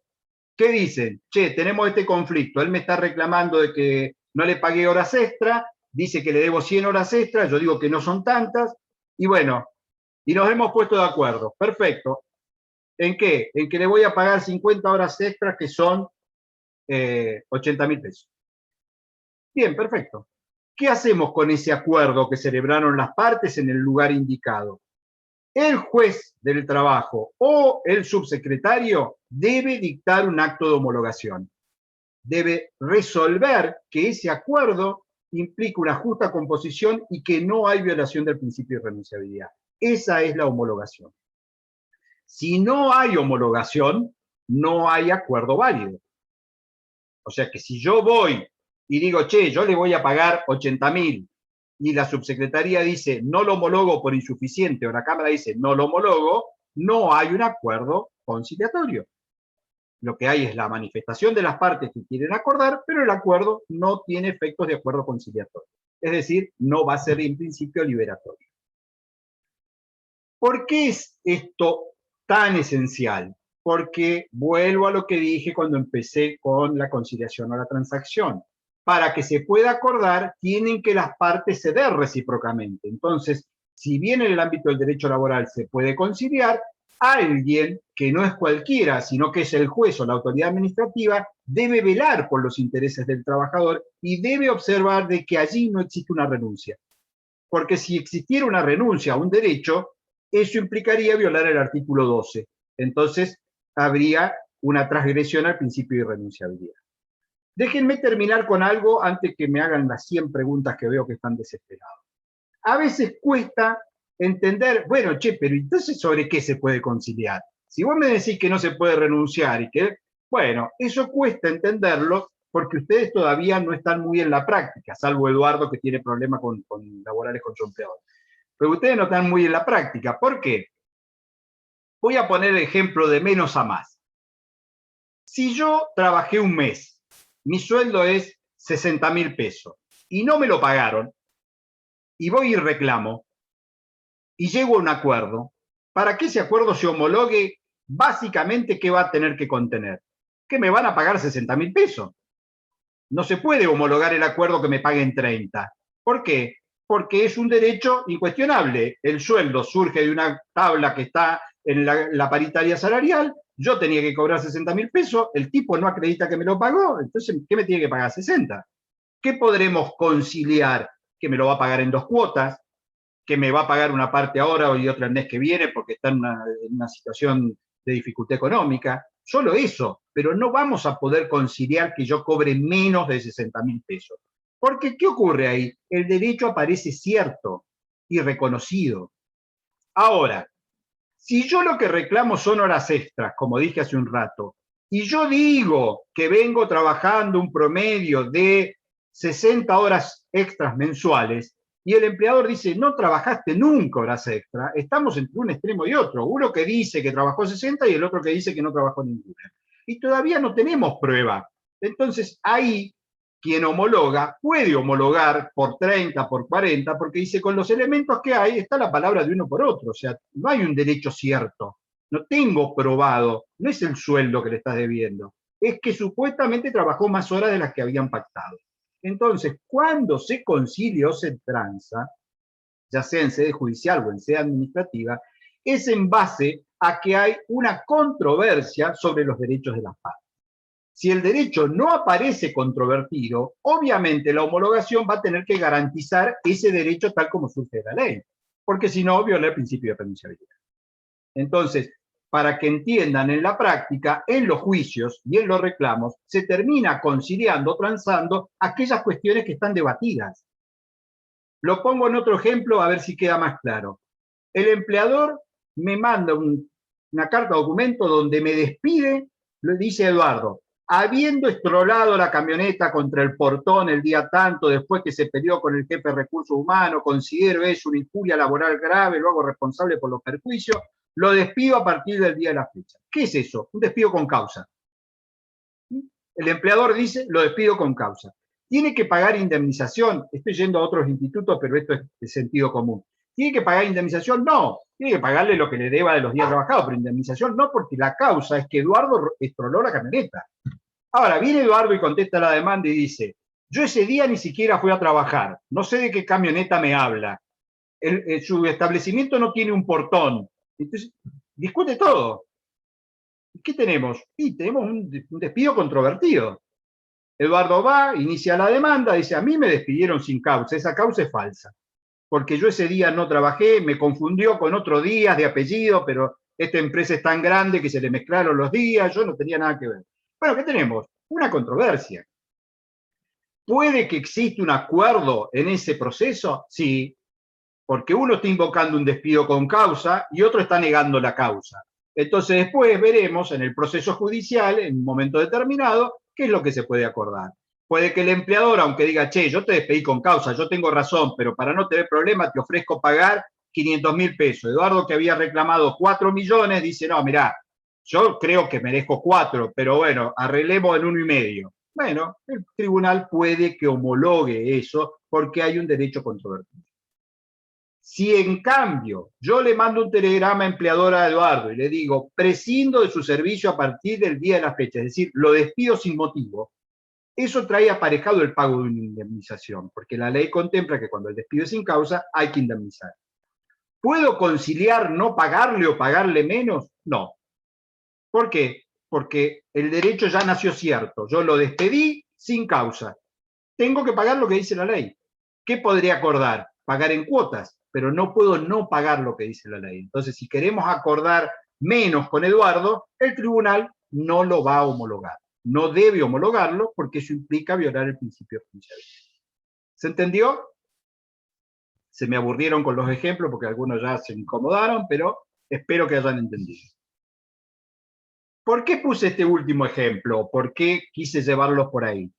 Porque vamos a meternos en otro supuesto excepcional, que es el desistimiento de la acción. ¿Alguien sabe o me quiere contar, más allá de que todos lo sepan, qué es desistir de la acción? ¿Qué es desistir de la acción y qué es desistir del derecho? ¿Alguien sabe? No continuar con las pretensiones de reparación o de exigencia de sus derechos. Bien. ¿Alguien más? Primero, para poder desistir de la acción, tengo que haberla ejercido, es decir, tengo que estar en un proceso judicial. Interpuse una demanda, diferencia entre protección y acción, son términos procesales que van a ver luego si no han visto ya procesal, pero lo cierto es que yo interpuse una demanda, o sea, estoy dentro de un juicio. La pregunta es, una vez que interpuse la demanda y estoy adentro del juicio, ¿puedo irme de ese proceso? ¿Puedo decidir no continuarlo? Eso se llama desistir de la acción. Supongamos que yo soy un trabajador, lo vamos a dejar, Eduardo, en paz un rato, lo vamos a tomar a Luciano. Luciano, que tiene un reclamo contra su empleador, dice, che, vos me estás debiendo las horas extras, ya fuimos, vos me dijiste que no, pero vos me debés las horas extras. Interpone una demanda donde reclama que le paguen las horas extras. Sigue trabajando, no se ha cortado el vínculo laboral, pero él quiere que le paguen las horas extras. Inicia un juicio laboral por las horas extras. La pregunta es, cuando ese proceso judicial está en trámite, ¿puede Luciano decir, desisto de la acción, es decir, me voy de este juicio? En términos civiles y comerciales, eso es perfectamente válido. Uno puede desistir de la acción cuando quiera. Es más, puede desistir de la acción y del derecho, que es, no solo me voy de este juicio, sino que este derecho que invoqué acá no lo voy a invocar más. Eso en términos civiles y comerciales existe y es de moneda corriente. Desistir de la acción y del derecho. El propio abogado desiste de la acción y puede desistir del derecho o no. Ahora, en el ámbito del derecho laboral, como el principio es la irrenunciabilidad, lo que la ley contrato dice es que para desistir de la acción se puede en la medida que el trabajador lo ratifique personalmente. Es decir, que vaya al tribunal, ahora lo hará por vía Zoom, y diga al trabajador, sí quiero desistir de esta acción. No voy a seguir con este juicio.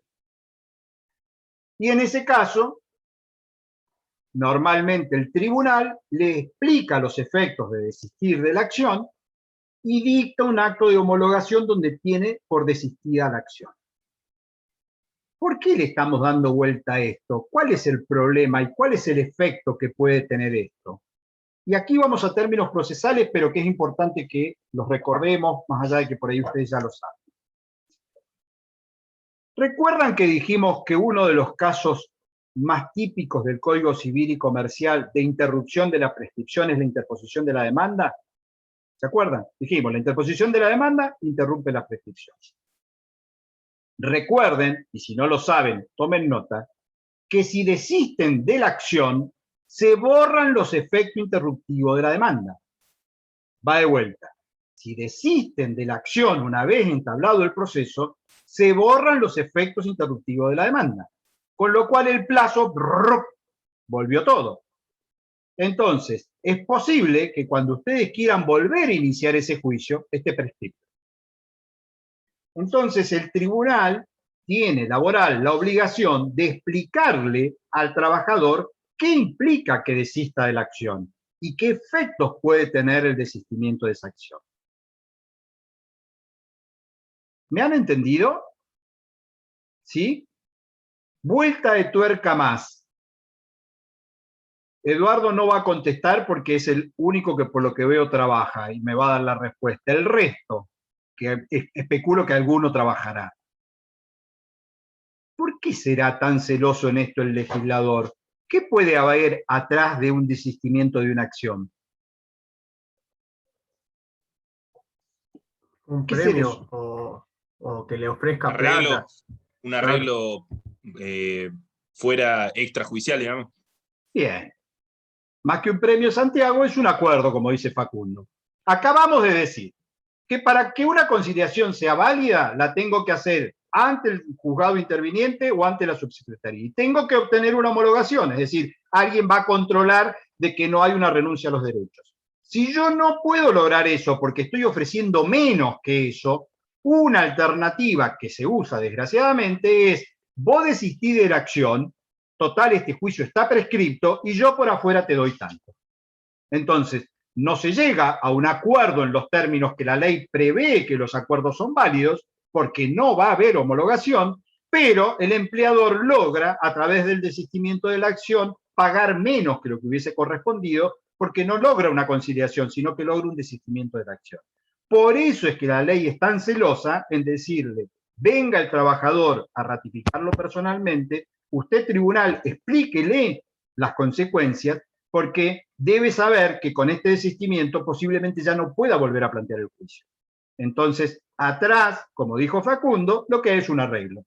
Lamentablemente, en la mayoría de los supuestos de desistimiento de la acción, lo que hay es un arreglo. Hay un acuerdo y de esa manera el empleador termina pagando, porque la pregunta es, che, pero si hay un acuerdo, ¿por qué no lo planteamos en el expediente? Y porque para que el acuerdo sea válido y sea homologado, alguien va a controlar que lo que esté pagando es lo que corresponda y que no haya una renuncia a los derechos. Entonces, no lo planteamos en el expediente porque no lo van a homologar. Por eso es que se va por vía del desistimiento. Hay un último desistimiento, que es el desistimiento del derecho. En términos de derecho laboral, esto es totalmente imposible, más allá de alguna jurisprudencia que dice que cuando cambia el criterio de jurisprudencia se entiende como desistimiento del derecho válido, pero esto es imposible, porque desistir del derecho es renunciar a algo.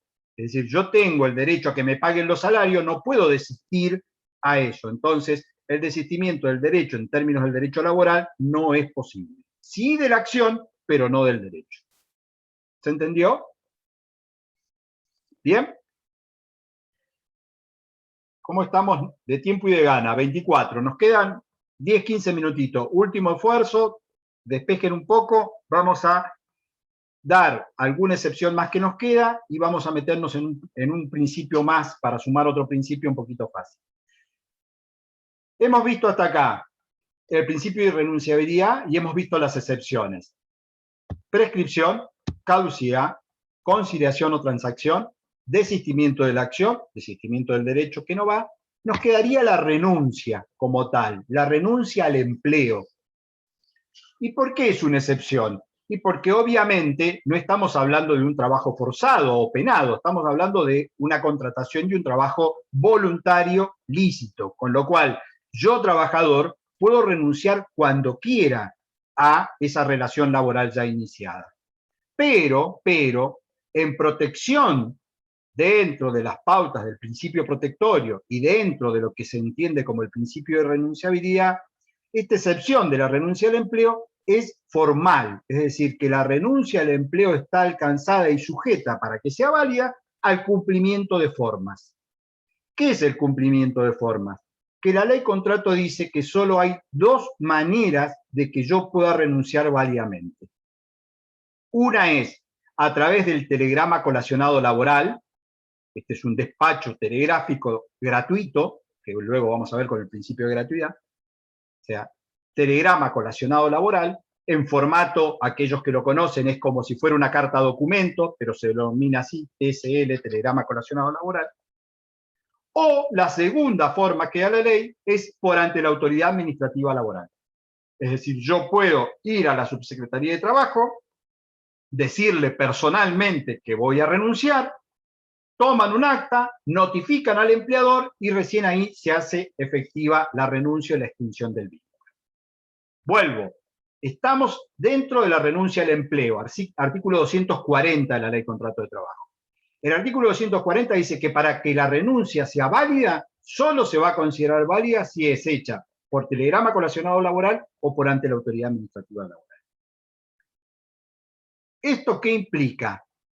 Que si yo renuncio con un papelito, la renuncia no es válida. Que si yo renuncio verbalmente, la renuncia no es válida. Que si yo renuncio por ante un escribano, la renuncia no es válida. Y aquí, lo he amordazado a Eduardo, estaba esperando que Eduardo diga, che, pero ¿cómo? ¿Y ante los escribanos? ¿No se hacen ante los escribanos? Momento. Estoy en la renuncia. ¿Qué es la renuncia? Un acto unilateral extintivo. Es decir, yo, trabajador, te manifiesto a vos, empleador, mi voluntad de extinguir el vínculo. Es unilateral. Solo es válido si lo hago por telegrama colacionado o ante la autoridad administrativa laboral. Cierro. ¿Hay alguna otra forma de extinción donde puedan intervenir los escribanos? Sí. El artículo siguiente, el 241 de la ley, contempla lo que se llama extinción por mutuo acuerdo. A Tamara le leí los labios que lo estaba diciendo. Extinción por mutuo acuerdo. ¿Qué es la extinción por mutuo acuerdo? Es un acto bilateral donde ambas partes concurren ante un escribano o ante la autoridad administrativa y manifiestan su voluntad extintiva. Pero ese es otro supuesto de extinción. Si bien el efecto es el mismo que el de la renuncia, cuando hablo de renuncia, hablo de acto unilateral del 240. Y solo es válida la renuncia hecha por telegrama colacionado o por ante la autoridad administrativa.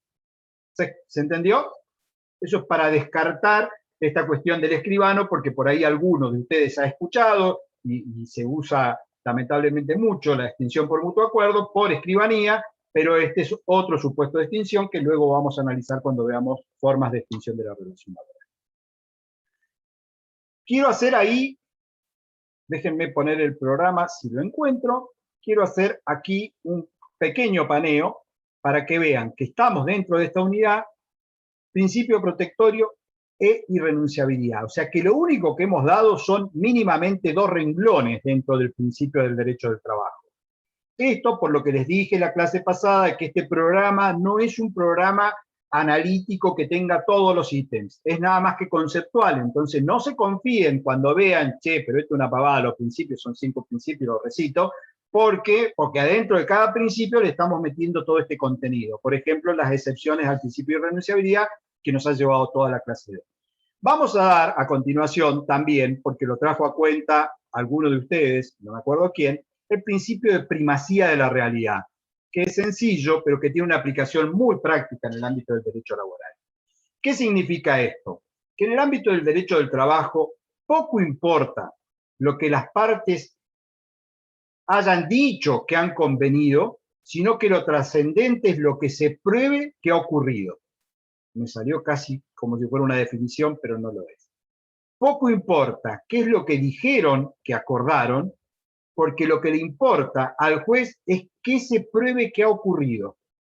¿Cuál fue la realidad de lo acontecido? Eso se llama principio de primacía de la realidad. La realidad por sobre lo que las partes digan que han acordado.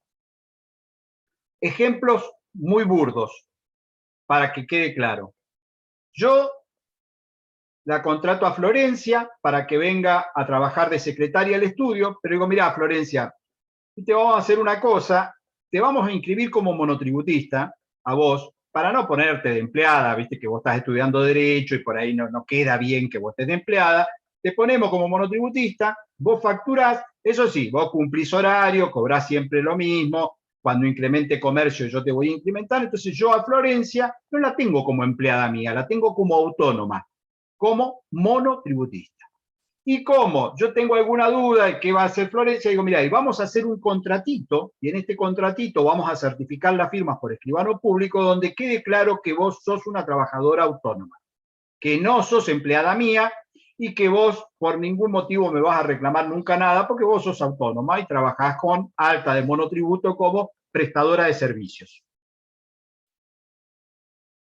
¿Entienden el supuesto que estoy planteando? Saquemos la Florencia y saquemos el chiste del estudio. Esto existe, tiene una amplísima difusión en la realidad argentina. Contrato un supuesto autónomo encubriendo una tarea dependiente subordinada. O sea, es un empleado, nada más que en vez de tenerlo totalmente en negro, que sería ni siquiera me factura y le pago en efectivo, lo hago que me facture como un trabajador autónomo cuando en realidad no lo es, porque Florencia no tiene una estructura, no presta servicio, viene al estudio y trabaja con la computadora como toda la secretaria, nada más que todos los meses me hace la factura de monotributo. Viene el tiempo Florencia y me manda una carta de documento y me reclama una relación laboral y yo le contesto, no, vos no sos empleada mía, abstenete cualquier reclamo, sos una trabajadora autónoma, acá tengo el contrato, acá tengo las facturas de monotributo y vos todos los meses me facturabas y yo te pagaba con crecimiento. La pregunta es, ¿y por qué hice este ejemplo? Porque es donde más se ven las relaciones laborales encubiertas por el medio. Cuando esto llega a un tribunal laboral, ¿qué le importa al juez laboral? ¿Ver qué dice el contrato que yo le hice a Florencia y las facturas de monotributo? ¿O ver qué ocurrió en la realidad? ¿Qué ocurrió en la realidad? Florencia viene y prueba que iba todos los días, que entraba a las 8 de la mañana, que se iba a las 4 de la tarde, que no tenía ninguna estructura propia, que yo le daba la computadora, que trabajaba al igual que la secretaria mía, haciendo lo mismo, que iba y hacía la procuración. Se prueba que era una trabajadora dependiente. Más allá de que emitiera la factura de monotributo, era una trabajadora en relación de dependencia. El tribunal lo que va a decir es, aplicando el principio de primacía de la realidad, más allá de lo que el empleador pretenda sostener de que era un trabajador autónomo, queda claro que era un trabajador subordinado.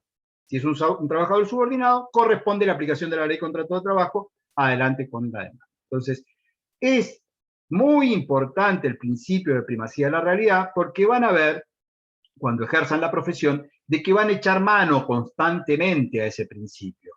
¿Por qué? Porque hay muchas situaciones de fraude o encubierta o disimuladas que el empleador, tratando de sacarlo en beneficio propio, busca de quebrar esa realidad. En cambio, si el trabajador tiene elementos para probarlo y prueba que la realidad es distinta, la que importa es esa realidad por sobre los hechos que se dice que se han pactado o que se hubiesen convenido. Por eso es que es tan trascendente el principio de primacía de la realidad. ¿Preguntas? ¿Vale cualquier medio de prueba para demostrar esa primacía de la realidad? Sí, en el ámbito del derecho laboral no hay restricción con los medios de prueba. Todos los medios de prueba son válidos en la medida que sean medios lícitos, y lo que puede tener alguna dificultad en los últimos tiempos son aquellas pruebas vinculadas más con las cuestiones informáticas o de comunicación, que a veces son complejas de poder cotejar o de chequear que fueron efectivamente emitidas. O sea, estamos hoy en plena comunicación por WhatsApp o por Zoom, y hay veces que cuesta demostrar si no hay una aplicación del registro. Hay toda una teoría nueva sobre la aplicación de las pruebas informáticas, pero es válido. El asunto es cómo vas a poder sostenerlo, digamos. Una de las pruebas que más se utiliza en los reclamos laborales es la prueba testimonial. Y la prueba testimonial es, en el caso de Florencia, será la oficial de justicia que iba a llevar la cédula, que la veía siempre a Florencia, que le abría a las 8, le recibía la cédula y firmaba a ella. Las cédulas que están firmadas como recibida por Florencia. O sea, hay un montón de elementos con los cuales ella va a poder demostrar de que trabajaba, y trabajaba no como autónomo, sino dependiente dentro de la estructura del estudio. Pero a tu pregunta concreta, los medios de prueba son amplios y todos son válidos. No hay restricción con los medios de prueba. Bien. ¿Alguna otra pregunta? ¿Perdón? Sí. Respecto del principio de renunciabilidad. Sí. Por hacer un ejemplo, yo acuerdo con mi empleador firmar una renuncia a media jornada laboral. Entonces, pasar de 8, pasar a 4. O sea, acuerdo con él y envío un telegrama. Ese telegrama, ¿yo me puedo arrepentir? ¿Tengo un tiempo para poder realizar alguna acción sobre ese telegrama, o una vez que ya es recibido por el empleador, caduca mi muy acción? Puntual y muy casuístico lo que me estás preguntando. ¿Por qué? Porque involucra la modificación de la jornada, que no te la va a poder imponer el empleador, pero si vos la solicitaste, el empleador te la podría conferir. Hay que ver si la solicitaste por carácter por un plazo transitorio o de manera permanente. Y sobre todo lo que hay que ver es si no hay un fraude, el fraude del 14 de la ley contrato, es decir, si hubo un acto voluntario real tuyo de reducción de jornada, o lo que hubo fue una presión para que redujeras la jornada y para de esa manera achicar la indemnización eventual futura. Pero es muy puntual, Eduardo, lo que me estás preguntando. Yo te diría que avancemos, porque los chicos por ahí, y te invito media hora antes si querés la próxima clase, y yo te contesto todos los temas así muy puntuales tuyos, porque tenés otro bagaje y otra experiencia, digamos, vivida. Buena fe, voy a saltearme continuidad y justicia social, que están aquí. ¿Por qué? Porque los voy a dejar para la clase que viene, para sobre todo continuidad, para agarrarlo de cero con más tiempo. Y vamos a ver, por último, buena fe como un principio que parece común al derecho, que no parece, que no es para nada propio del derecho laboral, y que ustedes lo recordarán porque lo han visto en derecho romano.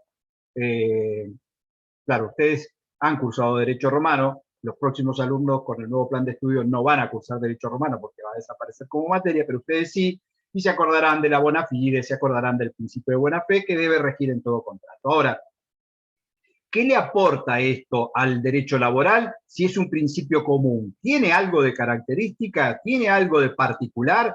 Sí, ¿saben que sí? Porque vamos a estudiar institutos puntuales dentro de la ley contrato de trabajo donde la buena fe es la fuente, donde la buena fe está presente.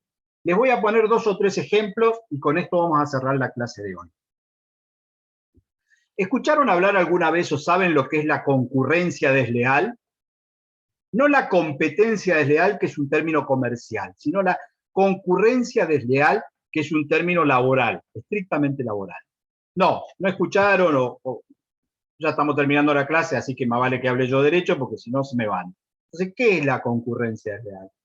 Es cuando el trabajador, sin autorización, utiliza en beneficio propio una desviación de clientela. Va de vuelta. El trabajador, sin autorización ni consentimiento de su empleador, utiliza en beneficio propio una desviación de la clientela. ¿Sí? Concurre deslealmente con la actividad que hace su empleador. Creo que ya les dije al hartazgo, y les repito, hace 32 años que doy esta materia, utilicé durante unos 28, 30, un mismo ejemplo que era real, y tuve la suerte de que hace 4 o 5 años me apareció un ejemplo más claro, muy real, que lo recito ahora y lo cuento para que a ver si pueden magnificar cómo es la concurrencia desleal y por qué está el principio de buena fe atrás de la concurrencia desleal. Llegaba Roca a dar una clase, había dejado el auto en el service y me entra un mensaje de WhatsApp de una persona no reconocida que me dice: le van a avisar del service que tiene que arreglar el embriague de Ojera.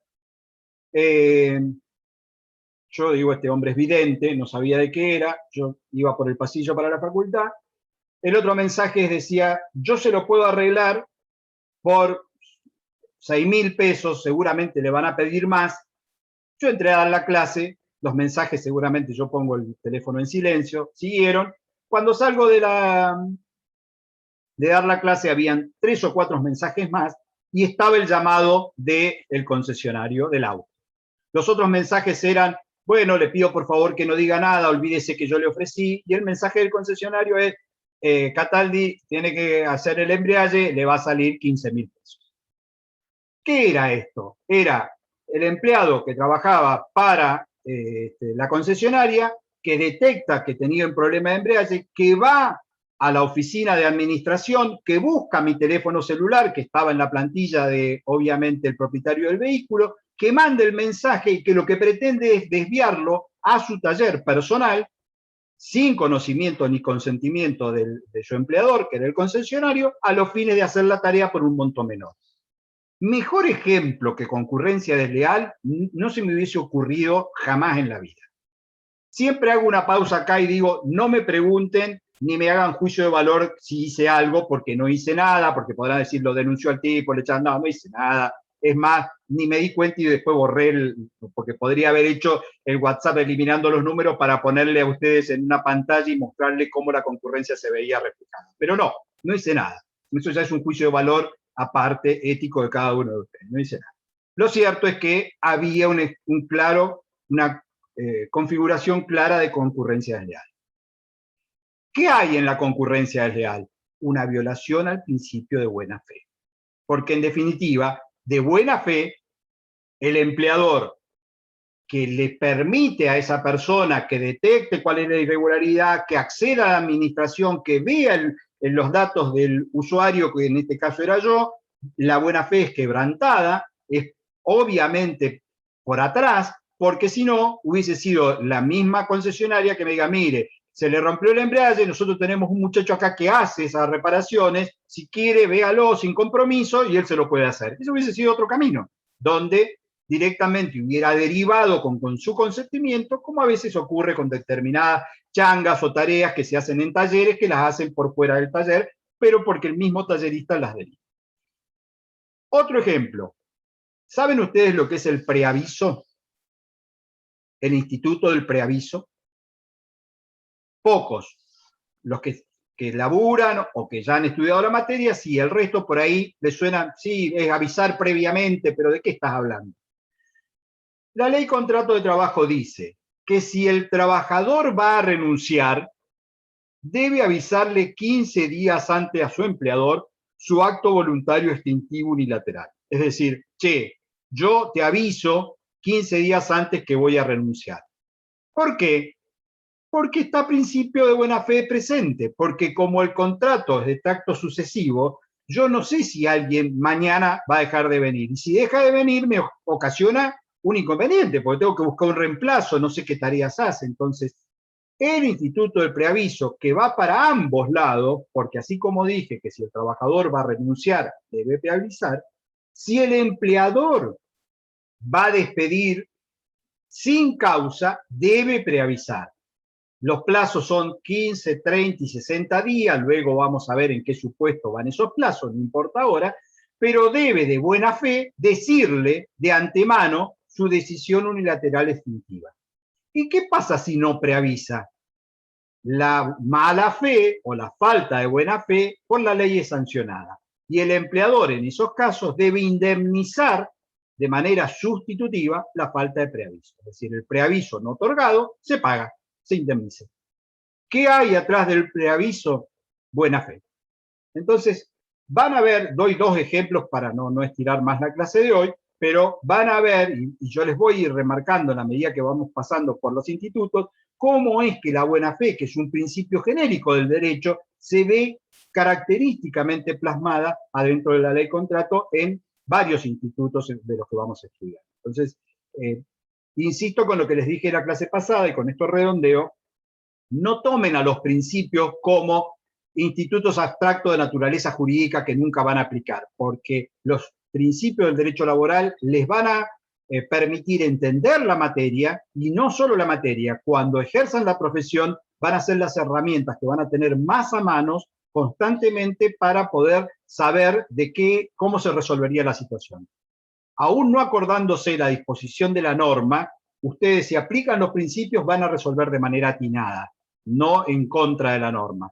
Van a saber de que hay alguna disposición que debe decir esto. ¿Por qué? Porque el principio es la protección, porque el principio es la renunciabilidad, porque el principio es la primacía de la realidad, porque el principio es la buena fe, etcétera, etcétera. Bien, estamos con un horario razonablemente de corte, y 45. Si hay alguna duda o alguna pregunta, me pongo a disposición. Y si no, yo voy a intentar dar el viernes, si Sergio no tiene inconvenientes, así podemos tratar de terminar con principios y hacer 3 clases seguidas para que el tema quede hilvanado. Eso se los voy a confirmar en el día de mañana. Ya si doy, subo el link de lo que va a ser la clase del viernes, y le voy a pedir a Sergio que para la semana que viene nos pongamos de acuerdo quién da cada día para que podamos con tiempo avisarles el día y el horario que vamos a dar por el canal de comunicación de Zoom que vamos a tener. ¿Alguna duda, alguna pregunta? Ahora, Eduardo es el único que pregunta, a ver. En cuanto a las normas del derecho laboral, ¿priman por sobre las normas del derecho privado o lo que refiere el Código Comercial y Civil? Sí, en principio sí. Habría que ver, hay un artículo muy interesante que si querés está colgado en PEDCO, que es ¿en qué afectó la reforma del Código Civil y Comercial a las disposiciones del derecho laboral? Porque hay algunas cuestiones que mínimamente se vieron afectadas, pero en realidad prima las disposiciones de la Ley Contrato de Trabajo, o las disposiciones, mejor dicho, laborales en general, por sobre las disposiciones del Código Civil y Comercial. Ajá. Pues me había quedado la duda en cuanto a la prescripción del reclamo del empleador sobre el empleado en los 30 días.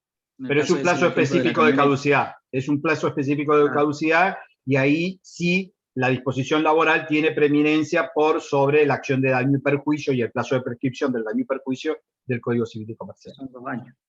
Claro. Que son 2 años. Ajá. ¿Alguna otra duda? ¿No? 1, 2, 3. Gracias por el aguante. Nos vemos el viernes si podemos. Que anden bien. Subo la clase cuando se termina de desgrabar, que dura un ratito, pero una vez que esté desgrabada la subo al canal de YouTube para que los compañeros que se tuvieron que desconectar puedan verlo.